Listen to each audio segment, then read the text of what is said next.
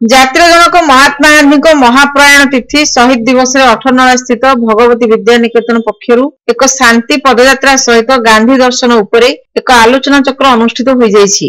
ମୁଖ୍ୟ ଅତିଥି ରୂପେ ଯୋଗଦେଇ ସର୍ବଭାରତୀୟ ଅଡିଟ୍ ମହାସଂଘର ମହାସଚିବ ତଥା ବିଶିଷ୍ଟ ଗାନ୍ଧୀବାଦୀ ଲେଖକ ଗୌରାଙ୍ଗ ଚରଣ ପରିଡା ପଦଯାତ୍ରାର ଶୁଭାରମ୍ଭ କରିବା ସହ ଆଲୋଚନା ଚକ୍ରରେ ଉଦ୍ବୋଧନ ଦେଇଥିଲେ।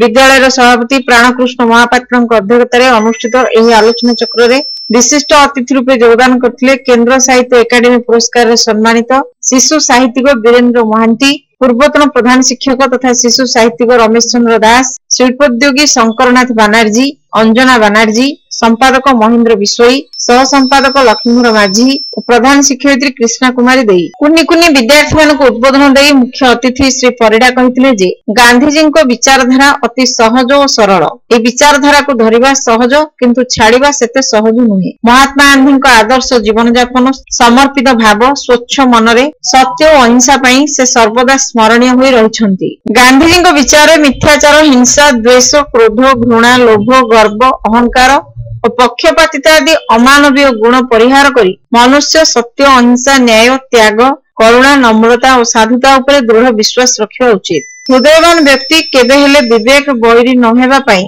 गांधीजी परामर्श देउथिले बोली श्री परिडा प्रकाश करथिले। प्रत्युषरे विद्यालयर कुनी कुनी छात्र छात्री मानकर एक शांति पदयात्रा अठरनळा ठारू बाहरी गोपीनाथपुर, खंडियाबंध और देवीघाट देई जटिया बाबा छक स्थित कोदानंद ब्रह्मचारी आश्रम रे पहुंचिबा परे सेठारे आलोचना चक्र अनुष्ठित होइतिला। विद्यालयर समस्त गुरुजी गुरुमा ए कार्यक्रम परिचालन रे सहयोग करथिले।